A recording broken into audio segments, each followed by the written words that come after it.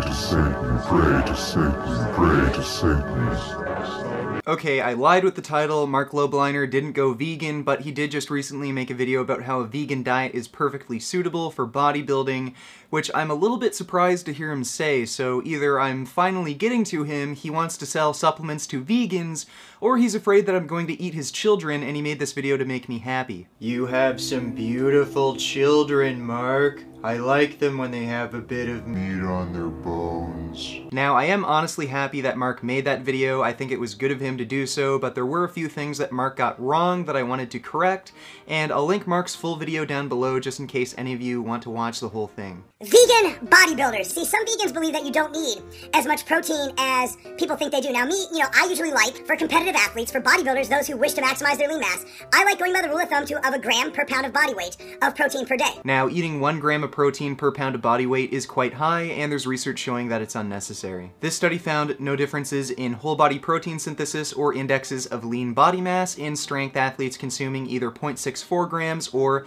1.1 grams or more of protein per pound of body weight, but what they did find was protein oxidation was higher in the high protein group, indicating a nutrient overload. Another study on novice bodybuilders also found there was no difference in muscle mass or strength gains between those consuming 0.61 grams of protein per pound of body weight and 1.19 grams of protein per pound of body weight over a 4-week period, and based on nitrogen balance data, the authors also recommended 0.75 grams of protein per pound of body weight. A study on collegiate level strength athletes also found no differences in body composition, strength, or resting hormonal concentrations between those consuming 0.77 and 0.91 grams of protein per pound of body weight. So 0.65 to 0.75 grams of protein per pound of body weight seems to be around the sweet spot, which should be really easy to get on a vegan diet even without the use of supplements.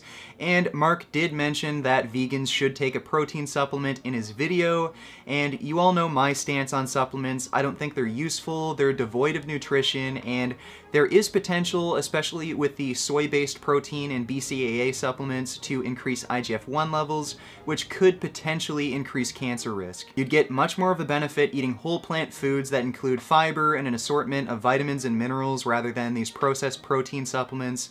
So I'd recommend eating things like beans and lentils to meet your protein needs. So I'm going to go over some supplements that will aid in a vegan lifestyle. Iron.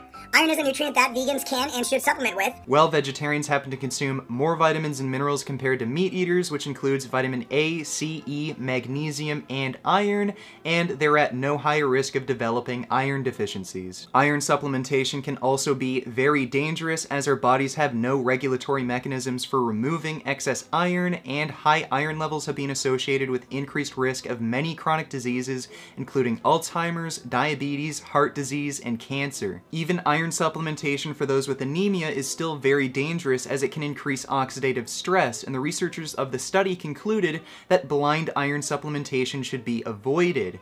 Now, this is why you should do research before you give advice, Marc, because you could potentially be giving advice that could lead to severe chronic conditions and could even kill people. The thing about veganism is you can get protein. When you combine rice and beans, it forms a complete protein. There are many different ways to form complete proteins using plant-based protein sources. And this is the last point I wanted to address. It's not really important, but it does scare a lot of people off of trying a vegan diet in the first place, and that's the myth that vegan sources of protein don't contain all essential amino acids. Now, this is of course a myth. All plant foods have a complete amino acid profile. It's just that the ratio of these amino acids differ between plants.